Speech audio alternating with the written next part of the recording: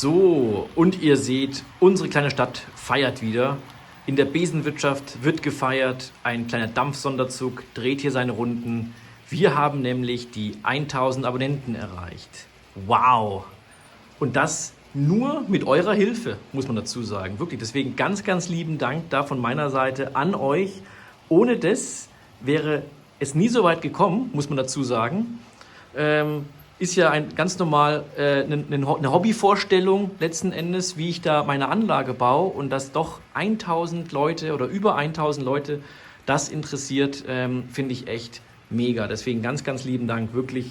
Hätte es jetzt nie gedacht, mir fehlen da die Worte. Ihr könnt euch daran erinnern, wir haben vor nicht allzu langer Zeit auch das 500 Abonnenten-Special gehabt und jetzt schon die 1000. Man muss sich dann immer auch vorstellen, 1000 Leute in einem Raum oder die vor einem stehen und das, was man macht, irgendeiner Weise unterstützen oder gut finden. Toll, wirklich wahnsinnig toll. Und deswegen, wie gesagt, nochmal ganz, ganz lieben Dank da von meiner Seite an euch. Ja, und ich habe mir auch wieder einige Gedanken gemacht, was können wir diesmal machen. Das letzte Mal habe ich euch ja mal ein bisschen die Räumlichkeiten gezeigt, dass ihr auch seht, es ist nicht mit ein paar Videos getan und dann ist die Anlage fertig und wir langweilen uns, sondern dass wir eigentlich komplett nach wie vor am Anfang stehen. Wirklich, komplett am Anfang, auch wenn man schon einiges geschafft hat, aber es gibt noch wirklich so viel zu tun. Das wisst ihr auch. Ich habe euch ja immer mal wieder so einen Ausblick gegeben. Und diesmal habe ich mir überlegt, ich zeige euch mal mein Rollmaterial, mein gesamtes Rollmaterial. Und weil ihr kennt bisher meine 218er Sammlung, aber da ist ja noch ein bisschen mehr dahinter. Und das will ich euch einfach mal zeigen, da einen Einblick geben. Und ich wünsche euch da ganz viel Spaß dabei. Und wie gesagt, nochmal ganz herzlichen Dank von meiner Seite aus. So, und da würde ich sagen, nehme ich euch mal rüber, weil ich habe ein bisschen was vorbereitet, wie auch Alfred Biolek sagen würde. Und zwar habe ich jetzt hier alles, was mal so in den Schränken ist, mal etwas übersichtlicher hier angeordnet. Und ich würde sagen, wir fangen mal mit dem Schreibtisch an. Da tue ich euch mal hier auf eine Halterung drauf, weil sonst wackelt das dann so arg. Ich glaube, das ist dann nicht so prickelnd. Ja, also deswegen, von dem her erstmal, das ist die ganze, oder ein Teil der Sammlung. Wie bei den meisten Modelleisenbahnern würde ich mal behaupten, mehr Loks als Wagen. Wobei, wir kommen nachher noch zu ein bisschen mehr Wagen, so ist es nicht. Aber gerade bei Lokomotiven, da geht es euch wahrscheinlich nicht anders. Könnt ihr gern mir auch über die Kommentare gerne schreiben.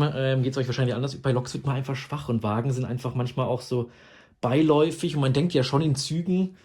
Aber ja, irgendwie kauft man sich dann eher immer eine Lok als einen Wagen, weil man davon natürlich dann auch mehr hat, wegen irgendwie Soundfunktion, Lichtfunktion, und die fährt einfach. Aber naja, wie gesagt, man müsste da mehr Wagen kaufen, das ist auch klar. Wie gesagt, wir kommen nachher noch dazu. Also das ist der erste Teil. Ihr seht sehr viele 218er, einige kennt ihr ja auch soweit, andere kennt ihr noch nicht. Also zum Beispiel, da habe ich mal eine, also ich kaufe auch gerne gebraucht, bin ich dann ehrlich. Und da habe ich auch in den Kommentaren vom letzten 218er Video gehört, mir fehlt gerade so eine rot-beige Lok, wobei, oder mit der TE-Lok in der also der 218er. Von dem her, da habe ich zugeschlagen. Das ist eine Trix-Lok, Umbau für Märklin AC quasi, Wechselstrom. Aber auch sonst auch die ganzen also die ganze Familie ist ja vertreten, die ganze V160-Familie, wo natürlich auch die 218er Teil ist, also auch Baureihe 117 ist mit dabei. Wie ihr hier seht, ich mache es mal ein bisschen schärfer, müsste Mühldorf sein, genau, ist natürlich Mühldorf, DB Cargo. Sind ja auch zwei 217er beim Reinigungszug zum Beispiel. Ich mag dann die Märklin, gerade die, ja, 217er, 218er, die sind relativ zugstark, gerade für Reinigungszüge ideal. Aber auch, wenn ich jetzt hier gucke zum Beispiel, auch solche Loks, die habe ich jetzt Gebrauch gekauft, aber einfach ganz normal die Hobby-Loks, ursprünglich eigentlich gedacht für Reinigungszüge, weil sie jetzt relativ günstig sind und einiges aushalten. Aber auch solche habe ich hier. Auch an der Seite einige, auch in der, also 216er, also in der auch verkehrsroten Edition und sonst auch, klar, Dampfloks dürfen nicht fehlen. Habe ich euch ja mal ein bisschen gezeigt, da haben wir gemeinsam den Rauchsatz eingebaut in die, sogar der Deutschen Reichsbahn. Passend an zu der Schneeschleuder, Dampfschneeschleuder, die da hinten steht. Ich mach's mal scharf. Und aber auch, ich habe ja euch auch in der Umfrage gezeigt, klar, Epoche 5 und 6. Also das muss man noch gucken, das ist falsch rum. Aber auch hier die V100 oder Baureihe 212. Auch die älteren Loks, die kann man wunderbar umbauen, da habe ich gar keinen Schmerz damit. Baureihe 225 sogar auch von Lilliput hat man da mal zugeschlagen. Auch Ludmillas, wie ihr seht. Also vor allen Dingen hier in der Märklin-Variante, beziehungsweise unten in der Pico-Variante. Auch E-Loks sind da mit dabei. Jetzt denkt ihr wahrscheinlich dann E-Loks. Ich habe ja dann sowieso nur eine Dieselstrecke. Aber ich werde ja oben dann auch, oder das war ja schon lange geplant, irgendwo eine elektrische Hauptstrecke zu bauen. Und da finde ich gerade von Rail Adventure die 139er echt ganz cool. Mit eben den passenden Wagen. Mal wieder hier hin.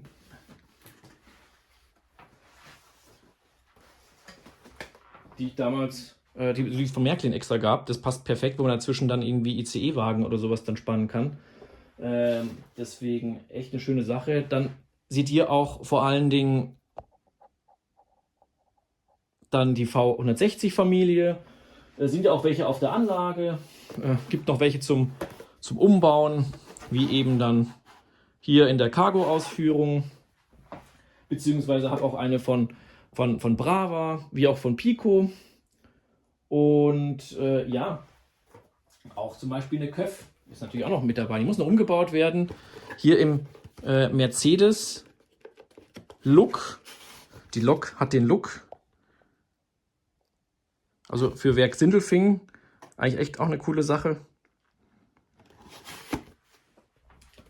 Den Triebwagen kennt ihr ja von Lilliput. Und dann habe ich natürlich auch jede Menge Holzwagen. Sowas gefällt mir ganz, ganz gut. Dann auch, jetzt gibt er Gas. Auch hier solche Stahl, was sind das, oder so Rungenwagen, genau. Mit Stahlauflagen oder Stahlbeladung. Dann seht ihr hier unten noch jede Menge. Ich nehme euch da mal mit. Das ist vielleicht nochmal besser. Also auch hier dieses Köf-Set habe ich dann hier noch und dann zweimal so Schiebewandwagen-Set. Da habe ich auch noch ein altes oder ein älteres, was aber auch genauso mit gealtert worden ist. Das sehen wir nachher in einem anderen Zimmer dann. Genau, Holzwagen und auch Schiebeplanwegen etc. Also auch eine Pico 216er und sonst natürlich viele 218er. Da will ich jetzt gar nicht so arg eingehen. Ich würde sagen, wir gehen mal nochmal ein Schrittchen weiter.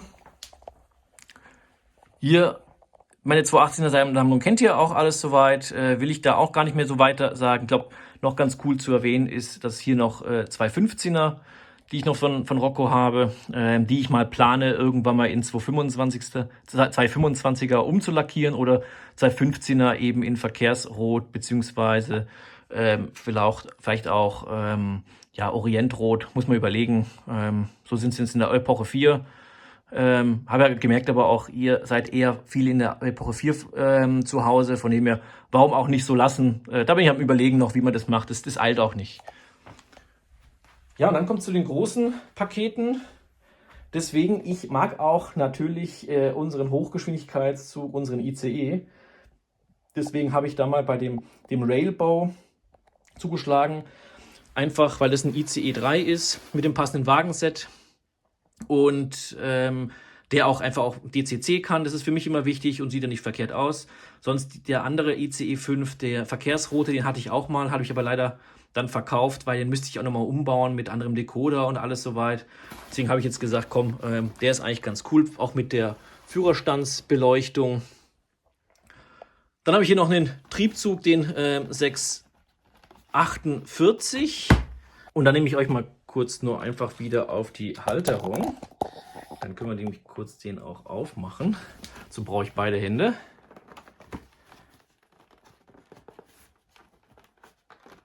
Ist da auch mal fest, gemacht. Also von dem her eigentlich auch echt ein ganz cooler Zug, den man auch prima oben die Pendelstrecke, sozusagen die Bergstrecke fahren lassen kann.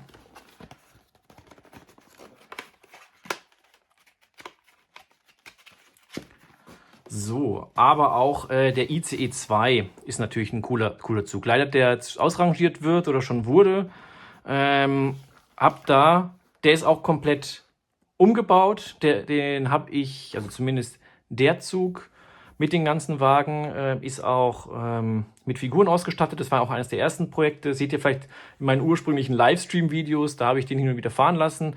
Den ICE 1, der ist auch fertig mit Wagen, beziehungsweise den habe ich jetzt 14-teilig, da muss ich aber noch Figuren reinsetzen. Hier will ich noch den ganzen erweitern, den Zug, also den ICE 2 als Doppeltraktion. Das ist aber noch ein Projekt, den muss ich noch umbauen. Also mir ist nur der eine Teil ist umgebaut. Kann man ja auch aufmachen, ist ja kein Geheimnis. Auch Gebrauch gekauft, wie ihr seht, weil das ist auch schon ein bisschen vergilbt. Aber ich denke mal, vielleicht kann man es sehen, da sind auch zum Beispiel Figuren drin. Deswegen, also, weiß nicht, ob man es gesehen hat, hier zum Beispiel, immer mal wieder sieht man dann hier so Figuren und auch Lokführer, alles eingesetzt, mit Relais auch, dass sich das umschaltet. Deswegen, das passt alles, beziehungsweise finde ich ganz gut und da freue ich mich auch dann, wenn die Hauptstrecke fertig ist, dass ich auch wieder ICEs fahren lassen kann. Weil es macht natürlich jetzt nur mit Abschleppblocks, der jetzt, weiß ich, sagen wir 2016 bis 2026 oder 2018, 2018-9 eigentlich. Entschuldigung, 2018-8. Und genau, den ICE 1 kennt ihr ja, der ist auch umgebaut. Den habe ich damals defekt gekauft, weil der Sinusmotor komplett kaputt war. Und da habe ich dann einfach zweimal den Hochleistungsmotor reingesetzt, dass wirklich dann echte motorisierte Triebköpfe dann da sind. Und dann habe ich noch mal den 3770er in der Epoche 5. Ihr seht aber schon, hier sind auch so Teile schon. Das ist wirklich ein Zug, den habe ich auch sehr günstig bekommen, weil der auch kaputt ist. Der wird auch nicht aufgebaut. Da nehme ich Ersatzteile wie eben elektrische Kupplungen, oder auch Antriebsdrehgestelle oder auch Lichtleisten etc. Je nachdem, wenn mal was kaputt ist, beziehungsweise bei ein paar Wagen, gerade wenn man die gebraucht kauft, sind eben die elektrischen Kupplungen ausgeleiert oder sowas. Dann habe ich gesagt, okay, für so einen günstigen Preis nehme ich das einfach als Ersatzteilspender und dann passt es, weil ich glaube, ICEs hat man dann auf jeden Fall erstmal genug. Ich liebäugel auch mit einem ICE 4.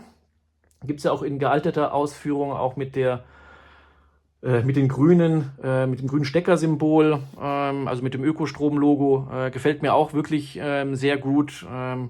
Ja, ihr wisst ja auch, man würde gern viel kaufen, aber das Budget ist wirklich irgendwann mal wirklich begrenzt oder wird sehr arg überstrapaziert. Und auf der anderen Seite denke ich mir halt dann, ich habe jetzt noch keine elektrische Bergstrecke, es ist alles jetzt eher noch Diesel und die Sammlung ist dafür natürlich für die Anlage viel zu groß. Aber wenn irgendwann die Schattenbahnhöfe kommen, ich glaube, dann macht es eher wieder Sinn, aber vielleicht lässt man sich dann doch irgendwann breitschlagen. Gucken wir mal. Dann habe ich auch mal gebraucht, sogar hier so Holzwagen gekauft. Die sind von der ÖBB sogar, also passt aber auch so in diese Berglandschaft rein. Und ich fand es eigentlich ganz knuffig mit diesen Holzelementen obendrauf. Ich glaube, ich muss mal vielleicht ein bisschen schärfer machen. Und auch so Ausbesserungsstellen. Na, so, jetzt. Also von dem her, das gefällt mir wirklich sehr, sehr gut und habe da auch mal ganz oder relativ oder für einen guten Preis, sage ich jetzt mal, die Sachen bekommen und würde die gerne einsetzen. Und genauso auch kaufe ich aber auch, ich habe gesehen, viel Märklin, aber jetzt auch Rocco hat eigentlich ganz coole Wagen. Habe ich bisher nicht so viele Wagen von, bin ich ehrlich. Pico auch nur ganz, ganz wenige. Also das meiste sind wirklich Märklin-Wagen. Aber hier gab es zum Beispiel so Jaos, so offene Güterwägen mit so Ausbesserungsstellen. Und sowas kann man immer gebrauchen, gerade mit Schrott Beladung etc. Gefallen mir solche Wagen generell sehr, sehr gut. Auch mit Wechselstrom-Radsätzen direkt dann bekommen oder halt dann beim Händler wechseln lassen. Und von dem her echt eine ganz schöne Sache. Aber es geht ja noch weiter, weil es ist ja nicht nur das hier, und ich habe ja auch noch wieder ein paar einzelne Wagen mit dabei, sondern wir gehen jetzt noch mal ein Schrittchen weiter. Machen wir das Licht auch hier an. Und zwar hier unter meinem schön aufgeräumten Schreibtisch sind auch noch mal zwei Schubladenelemente oder so Rollcontainer quasi ohne Rollen. Und da sind auch noch jede Menge Sachen drin. Ich würde aber sagen, ich tue ich mal auf die Halterung. Ich glaube, das ist besser. Und dann könnt ihr es, glaube ich, noch mal besser sehen. Genau, also von dem her, wir haben jetzt hier, ich nehme mal so ein bisschen weiter hier, ich glaube, das kann man so besser sehen. Genau, hier seht ihr auf jeden Fall jede Menge ICE-Wagen. Vor allen Dingen die ICE 1 Wägen nochmal hier mit Figuren drin. Ich glaube, das kann man hier sehen. Und da hinten, das müssten dann eigentlich irgendwann mal ICE 2 Wägen sein. Ja, guck mal, das sind dann ICE 2 Wägen. Ohne Figuren noch, also man sieht, da sind jetzt keine Figuren drin, weil ich habe den nämlich in zweifacher Ausführung, also ihr habt ja vorher gesehen in der großen Verpackung, den habe ich umgebaut und dann habe ich noch mal gebraucht den ICE 2 gekauft und dann eben noch diesen Ergänzungsteil dementsprechend, um diese Doppeltraktur machen zu können, beziehungsweise da würde ich eben gerne auch zwei motorisierte Triebköpfe dann hernehmen, dass es dann wirklich ein ICE, also ein richtiger ICE 2 ist. Aber voll ausgefahren, also 16-teilig, 2x8. Weiß nicht, ob ich das schaffe. Auch man muss ja dann, oder falls man einen Bahnhof vorhalten will für ein ICE, dann wird es schwierig. Ich könnte mir auch vorstellen, irgendwie 2x6-teilig zum Beispiel. Dann passt es auch ganz gut, muss ich dazu sagen. Aber wenn er natürlich in keinen Bahnhof fährt, sondern nur sozusagen im Gebirge sozusagen rumfährt und auf Schnellstrecken und der hält jetzt an keinem Bahnhof an, dann ist es auch nicht das Thema. Dann kann man natürlich auch 16-teilig fahren. Hier nochmal mit Figuren. Einen N-Wagen, sogar mit Schleifer aus der sogar Ursprungszeit, auch mit elektrischer Kupplung und hier nochmal das Ganze in Epoche, sagen wir eher 6 mit DB Regio Zeichen. Und dann haben wir hier natürlich noch weitere Wagen, also auch jede Menge ICE 1 Wägen, die sind auch jetzt noch nicht bestückt. Ich glaube, die achtteilige Garnitur, so, die habe ich mit Figuren bestückt, aber jetzt 14-teilig, da habe ich ja noch ein paar Wagen gekauft. Das ist noch nicht passiert. Hinten seht ihr unsere Baureihe 212, die wir doch mal einen Hühnchentausch gemacht haben für die andere 212er, weil hier nämlich der Hochleistungsmotor schon drin war. Und dann kann man das einfach umswitchen, ohne jetzt an dem permanenten Magneten da irgendwelche Fräsarbeiten machen zu müssen. Und dann auch nochmal eine V160er bzw. Baureihe 216er Kesselwagen, auch ganz cool. Und hinten auch nochmal so ein Schiebeplanwagen. Und hier vorne auch nochmal Regio, N-Wagen. Wie gesagt, N-Wagen kann ich mich nicht satt sehen leider, aber man muss aufpassen, dass man nicht zu eintönig auf der Anlage wird. Und hier auch wieder einer der ersten Schleiferwagen, die ich gemacht habe. Wird eigentlich gerade eher nur zum Testen, wenn dann gebraucht, weil die anderen sind ja auf der Anlage. Und dann schauen wir mal. Hier sind eher leere Verpackungen. Die Sachen sind alle auf der Anlage, beziehungsweise kannst du auch noch ein bisschen runter machen. Hier unten hier zum Beispiel ist die V60 und die 362, genau, die 362, die ich umgebaut hatte. Und hier habe ich aber noch so einen Schrott-E-Hauswagen. Sogar der ist gar nicht leer, sehe ich gerade. Also da hat es doch noch ein paar Sachen unten drin. Aber sonst alles eher leere Verpackungen. Und dann haben wir hier noch, ich glaube, ich muss euch mal ein bisschen zurückfahren, dass ihr das besser sehen könnt. Hier sogar noch eine 218er. Das ist sozusagen ein ganzer Stolz damals gewesen, wo ich wieder mit dem Teppichbarning angefangen habe, weil das war die erste große Soundlok. Also ich habe die 39185 von Märklin gehabt, die verkehrsrote 218, 260. Aber die hat natürlich noch den ganz alten Sound gehabt. Die hat ja nur das Betriebsgeräusch und eine Hupe quasi gehabt und ein paar Zufallsgeräusche. Und das war wirklich ja einer aus einer Startpackung. Vollsound mit so vielen Funktionen und ich war damals echt sprachlos, dass es sowas dann gibt und habe dann auch hinten die, seht ihr, die E-Kupplung noch mit reingebaut, dann irgendwann in ein bisschen späterer Zukunft für die Anlage dann oder für den Anlageneinsatz und ist bei mir auch viel gefahren. Also seht ihr auch in diesen Livestream-Videos von damals, damit ist die viel gefahren. Jetzt lustigerweise gar nicht mehr. Eigentlich schade, müsste man mal wieder fahren lassen, weil man hat einfach zu viele 218. Ja, und sonst Flachwagen, also auch jede Menge Güterwägen.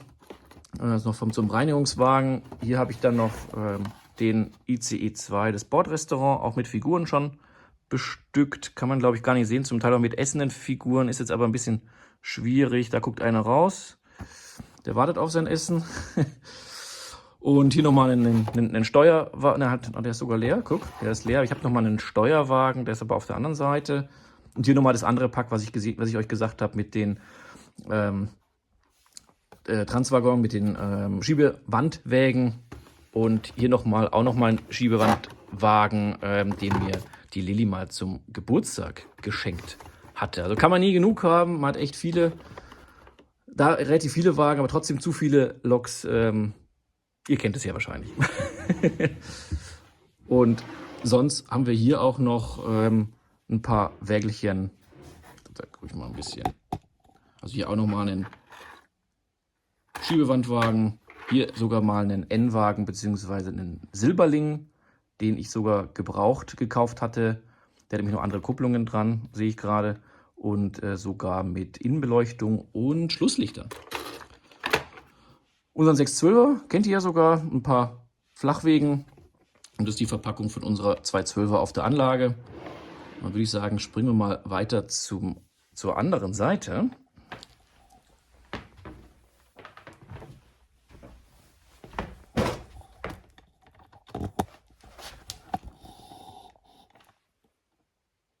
So, jetzt kommen wir zur linken Seite. Und da haben wir auch noch ein paar Wägelchen. Ich gehe mal ein bisschen, also das sind jetzt die ganzen so Cargo-Schüttgutwägen drinne. Auch so ein Schiebeplanenwagen, beziehungsweise auch, ich mache euch mal ein bisschen wieder hier. Hier ist alles gebraucht gekauft. Hier sind auch so Schiebeplanwagen aus so einem Set. Also von dem her eigentlich auch ganz cool. Ohne Beschriftung. Von dem her, oder ohne große Beschriftung, sage ich jetzt mal. Das ist der Vorteil, wenn man dann gebraucht kauft oder so nur einzelne Posten, dann muss man nicht immer ganze Sets kaufen, kann das kaufen, was man möchte letzten Endes dann, so Einzelposten. Dann hier noch mal N-Wagen. Hier noch einen Ersatzdoppelstockwagen von meinem anderen Zug, weil da habe ich mal damals bei dem Umbau, musste ich ja die LED-Leisten reinsetzen. Und da habe ich hier zum Beispiel, man kann es glaube ich sehen, da fehlt oben die Inneneinrichtung, also die ganzen Sitze. Unten seht ihr sie, hier nicht. Die habe ich rausgemacht, weil ich die ein bisschen zu arg abgefräst habe. Und deswegen ist der jetzt als Ersatzteillager dementsprechend noch gedacht. Oder ich verkaufe mal so ohne das andere, beziehungsweise das andere Teil habe ich sogar noch, das falsch gefräste. Von dem her, falls da jemand sagt, da liegt ja kein Wert drauf, bin ja auch am Überlegen. Aber erstmal Ersatzteil, weil vielleicht geht ja mal irgendwas kaputt, beziehungsweise einer ist ja mint, dass man einfach mal einen Hütchentausch macht, dann hat man alle rot, also Verkehrsrot zum Beispiel. Also deswegen, da gibt es so ein paar Sachen. Hier noch einen Ergänzungswagen zu den Doppelstockwagen, beziehungsweise der müsste, der ist gar nicht leer. Das ist sozusagen hier einer von der Südostbayernbahn, weil die Doppelstockwagen hat man natürlich dann auch noch. Dann haben wir hier noch eine Pico 364er. Dann ist natürlich was Cooles. Die 140er von Märklin, obwohl man ja wie gesagt noch gar keine elektrische oder elektrifizierte Hauptstrecke hat. Finde ich trotzdem ganz cool. Ich bin hin und wieder am Überlegen, ob ich die eigentlich einfach abgestellt, auch in meinem Dieselteil jetzt, an die Laderampe stelle, so nach dem Motto irgendwie so kurz vor der Ausmusterung.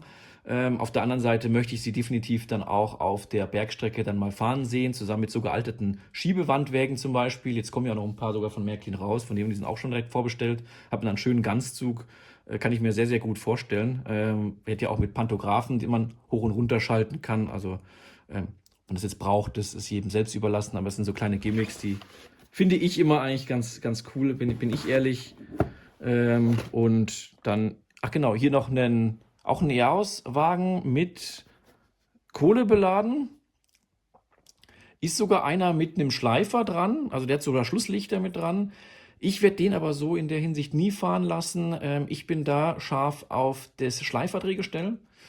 Das heißt, ich werde das ausbauen und ihr wisst, ich mache meine Schleiferwägen immer selbst, wobei hier ist es vielleicht dann einfacher, wenn man einfach ein vorhandenes nimmt, an einen anderen EOS-Wagen von Märklin dran setzt, da die elektrische Kupplung ran und gut ist und den verkauft man wieder oder stellt ihn irgendwo am Güterbahnhof da mal ab. Von dem her, das ist so meine Idee gewesen. Und hier noch Schiebeplanwegen.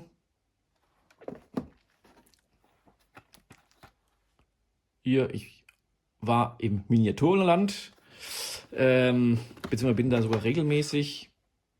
Milchschnittewagen, ob der dann so auf die Anlage kommt, das weiß ich noch nicht, muss mal sagen. Und dann habe ich hier noch so einen Trafowagen von Siemens. Das habe ich von einem ehemaligen Kommilitonen bekommen, beziehungsweise immer noch sehr guten Freund. Und den Wagen, den will ich auf jeden Fall in die Anlage integrieren. Man könnte es gerade hier im nächsten Raum, könnte man dann an der elektrifizierten Hauptbahn, könnte man so eine Trafostation machen. Und dann zum Beispiel ist der abgestellt, um den ganzen Hochspannungsmasten quasi, die dann nachher die Oberleitung einspeisen.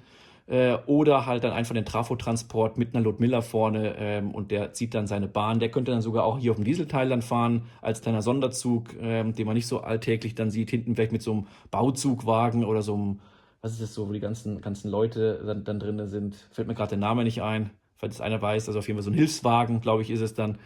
Also gibt es auf jeden Fall auch noch viele Ideen. So, dann gehen wir mal weiter. Hier noch eine 216er in der Cargo-Edition. Nochmal ein Schiebewandwagen, wie ich sehe. Also es ist echt, sind doch einige. Dann ein so Fahrradwagen. Hier ist der andere Epoche 5 Steuerwagen. Einen habe ich ja bereits auf der Anlage. Und sonst das Ganze in Citybahn, also die ganzen Citybahnwagen, unten auch nochmal und hier letzten Endes nochmal einen Silberling, den man auch gut, wie gesagt, mit einer ozeanblau-beigen 218er schön kombinieren könnte. Da freue ich mich vielleicht so ein Kurzzug, der kann dann auch gerade immer hoch dann fahren zu dieser Bergstrecke und dann weiter, wenn es immer weiter geht. Dann habe ich hier zweimal so Doppelstockwagen-Sets in der Epoche 6. Das heißt, einmal das ganz normale Verkehrsrote. Lindau kennt ihr schon von einigen Videos oder auch Lokvorstellungsvideos. Aber das hier zum Beispiel das Mühldorfer Set oder Südostbayernbahn-Set. Ich weiß nicht, ob ich das mal gezeigt habe, bin ich ehrlich. Ich habe das wenig bis überhaupt dann auch auf der Anlage gehabt, wenn überhaupt. Und das gefällt mir eigentlich sehr, sehr gut. Also gerade mit dem Steuerwagen und dann noch einer schönen Mühldorfer 218er habe ich auch mal echt Lust, also das oder das andere mal wirklich umzubauen. Also Innenbeleuchtung hat es ja alles, aber mit Figuren zu bestücken, elektrische Kupplungen rein und dann den Decoder rein, weil die sind ja auch immer vorbereitet für die ganzen Decoder, dass man dann eben auch Sachen schalten kann. Und dann könnte man nämlich da auch mit auf die Anlage.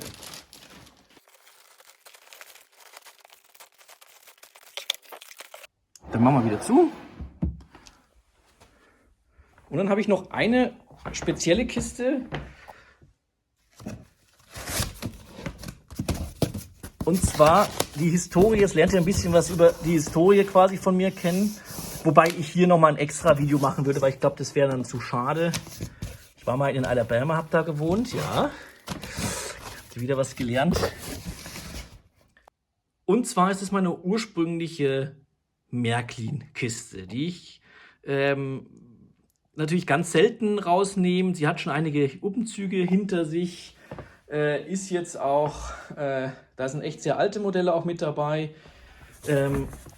Ihr seht auch zum Beispiel die ganzen alten Blechwagen, die TE-Wägelchen und auch dann hier noch Güterwagen, alles klar, manchmal auch ein paar leicht neuere, die ich damals gekauft habe, natürlich auch die Blechwagen, sind nämlich auch alles noch von meinem Vater.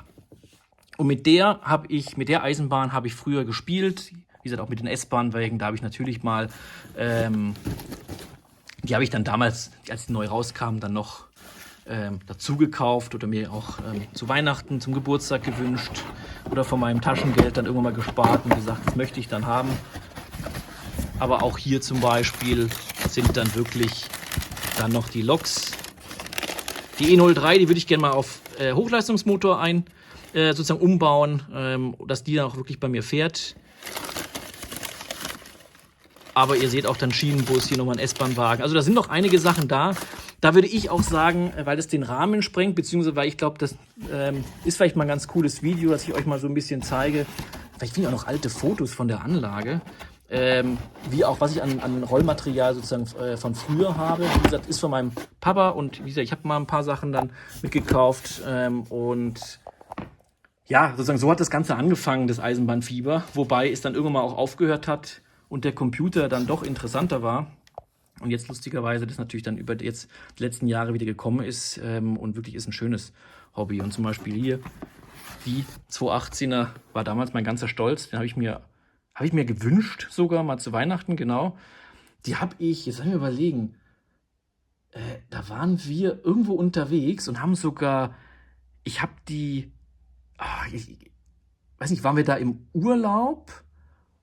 Oder, also da habe ich die dann geschenkt gekriegt und dann bin ich sogar am Flughafen durch die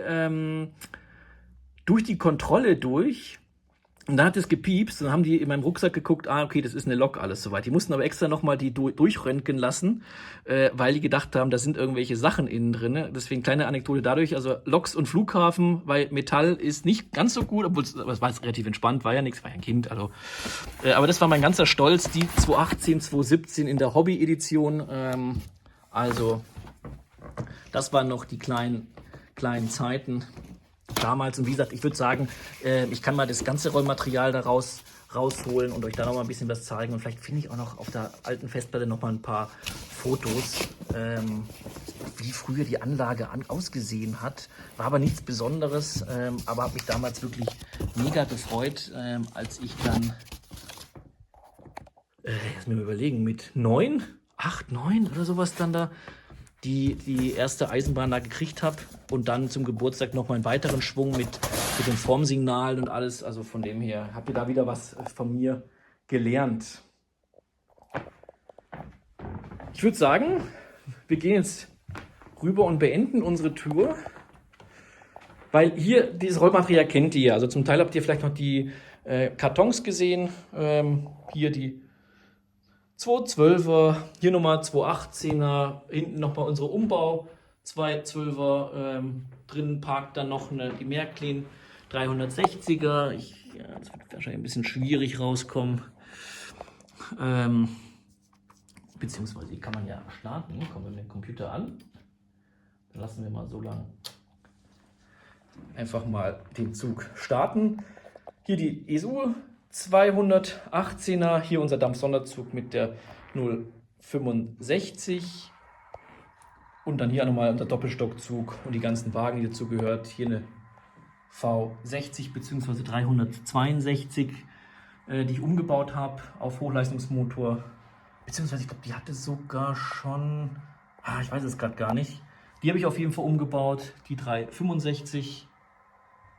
Ja, und das sind dann die Sachen. Das ist das Wagenset, was eben wir nämlich noch dazu jetzt für den Sonderzug hier haben. Das habe ich dann extra jetzt hier hingetan. Und das sind sozusagen die ganzen Sachen. Beziehungsweise hier oben seht ihr noch die Reinigungszug mit den 217er und unsere König Ludwig 218er mit den N-Wagen. Und hier die Lok, die habe ich ja auch umgebaut, ist ja auch schon älter. Die habe ich damals auch ganz voller Stolz in München mal bei einem Händler gekauft. Da habe ich lange überlegt, ob ich was war das? Ich glaube, das war eine rote, also eine altrote V160 gebraucht. Also, er hat natürlich gebrauchte Modelle da gehabt, vor allen Dingen. Oder ob ich die große Dampflok, habe ich irgendwann mal ich glaube, ich habe eine Stunde überlegt. Ich glaube, der war auch schon richtig genervt und ich habe 1,5 Stunden gebraucht. Und irgendwann habe ich gesagt, komm, ich nehme die jetzt dann. Und fand ich damals echt cool, weil die ja ein Delta-Modul hatte. Ich habe voll analog gefahren, aber dass die auch dann die Radbeleuchtung hatte, sozusagen für die Räder die Beleuchtung und auch so weiß LED das und auch keinen Umschalter mehr hatte, wo die Loks manchmal, wenn sie nicht eingestellt sind, immer hin und her flitzen, sondern wirklich dann einfach nur die Lampen dann kurz leuchten und dann ist er umgeschaltet. Das fand ich damals sehr, sehr cool und dann habt ihr auch viel fahren lassen. Und hier haben wir jetzt auch die 360 sozusagen mit Katzi, unserer kleinen Katze, die mit der kleinen Flasche hier spielt. Das soll es gewesen sein. Ihr seht, das ist mein ganzes Rollmaterial, was ich hier habe. Ich glaube, es passt. Es kann immer mehr sein. Aber es wird auch noch mehr. Sachen sind ja vorbestellt, das wisst ihr auch. Kommen jetzt noch ein paar Sachen, ein paar Vorstellungen sind auch noch mit dabei. Ich habe ja gesagt, diese NESA 218er kommt dann noch. Wir müssen noch, was ich euch noch schuldig bin, die 294er, die will ich euch noch zeigen mit dem drehenden Lokführer. Ich habe auch jetzt den Kerosintransport mit der Class 77 vorbestellt, beziehungsweise die ist schon unterwegs. Also es gibt da noch ein paar Sachen. Ich will dann auch ein bisschen Modernität reinbringen, habe ich euch ja gesagt. Obwohl ich Epoche 5 mag, werde ich trotzdem auch schauen, dass man so ein paar moderne Züge dann hat. Auch so eine Euro-Dual gefällt mir auch sehr, sehr gut. Deswegen gerade mit Kesselwägen, das sind alles so Sachen. Aber ihr wisst auch, man muss sich irgendwie immer bremsen oder vielleicht auch mal andere Sachen verkaufen, damit man andere Sachen sich dann wieder oder neue Sachen sich kaufen kann. Und ja, ich hoffe, euch hat das kleine Special gefallen. Ihr habt nochmal einen guten Einblick gekriegt, was bei mir alles so, oder was ich alles an Modellen habe. Wie gesagt, seid mir nicht böse. Wie gesagt, das wäre schade, wenn ich jetzt einfach nur kurz, glaube ich, die alten Märklin-Loks einfach nur so durchgucke und dann sage, okay, ja, hier und so, das passt. Ich glaube, wir haben jetzt diesmal heute fokussiert auf die neueren Sachen, seit ich das Hobby wieder aktiv praktiziere und ich würde da wirklich mal irgendwann ein extra Video machen, wirklich wie ich damals oder was für Rollmaterial ich von früher habe, was ich vielleicht plane umzubauen. Auch vielleicht finde ich, wie gesagt, noch alte Bilder, wie früher da die Anlage, wie die war und vielleicht habe ich noch Videos, ich muss mal echt mal schauen. Dann machen wir dann ein extra Video, weil ich glaube, einfach von der Historie und einfach auch von den Modellen, ich glaube, das wäre, wie gesagt, wäre schade und ich glaube, fände ich, glaube ich, ein ganz cooler Modus so. Auf jeden Fall werden die Loks nicht immer in der Verpackung bleiben, so wie kann ich sagen, sondern ich plane da irgendwann mal einen Rundlokschuppen irgendwo aufzustellen und dann die Loks wenigstens reinzuparken. Nicht alle umbauen, das will ich nicht, bin ich auch ehrlich, aber einfach, dass man die sieht und einfach, dass man so ein bisschen Unterschied aussieht und dass sie nicht immer nur in der Verpackung schlummern. Aber wie gesagt, durch die ganzen Umzüge, ihr habt es ja gesehen, das ist ein Umzugskarton, sind die jetzt schon, weiß ich nicht, fast 20 Jahre oder sowas in der Verpackung. Ja, kann schon sein. Vielleicht nicht ganz alles soweit. Also, naja, in diesem Sinne. Nochmal, wie gesagt, ganz lieben Dank für eure Unterstützung. Wie gesagt, 1000 Abonnenten. Ich kann es immer noch nicht fassen, bin ich ehrlich. Und weil man muss immer sagen, 1000 Leute müssen ja auch vor einem stehen. Also wenn man sich einfach mal vorstellt, 1000 Leute stehen jetzt hier in dem Raum mit. Geht gar nicht. Dafür ist der Raum einfach zu klein. Aber auch dann, wenn die draußen irgendwo stehen würden, an der Straße, 1000 Leute müsst ihr mal vorstellen. Deswegen echt Wahnsinn. Und ich kann euch nur weiter sagen, es wird nicht langweilig. Nach wie vor, wir sind am Anfang. Und ich bin gespannt, was ihr vielleicht noch sagt. Ich habe ja in der Umfrage gehört, wie gesagt, viel Epoche 4. Aber ist es bei euch genauso, dass ihr wahrscheinlich viel zu viele Loks habt für viel zu wenig Anhänger? Also geht mir wirklich genauso, obwohl ich jetzt echt immer mehr denke, wenn auch Sachen rauskommen. Also dass man so ein bisschen versucht, in Zügen zu denken. Hey, zum Beispiel jetzt die, sag ich mal, Class 77 mit Kesselwagen. Man kauft ein paar Kesselwagen zu, dann ist es ein Zug. Aber trotzdem geht wahrscheinlich euch genauso. Oder schreibt es gerne in die Kommentare. Oder auf was ihr in eurer Sammlung Wert legt. Oder sagt ihr seid eher auch, ihr präsentiert das Ganze in der Vitrine oder ihr habt Schattenbahnhöfe etc. Das ist ja bei mir auch noch geplant. Aber wie handhabt ihr das? Oder seid ihr auch, dass ihr in verschiedenen Schränken alles zusammen habt, so wie ich? Wie gesagt, ich habe extra alles auf die Schreibtische draufgetan, damit ihr es einfach mal seht oder aufs Sofa, dass ihr seht, hey, das sind jetzt die Sachen, sonst müsste ich jetzt ganz viele Schränke immer aufmachen, weil immer mal wieder da irgendwo Sachen versteckt quasi. Deswegen bin ich gespannt, was ihr dazu sagt. Und Ja, wünsche euch auf jeden Fall da was und freut mich wirklich, dass ihr mit dabei wart. Und der Zug bewegt sich jetzt auch gleich und ja, ist okay. Und ich würde sagen, ja, lasst euch gut gehen. Ich wünsche euch was. Nochmal lieben herzlichen Dank und bis zum nächsten Mal. Macht es gut. Tschüss.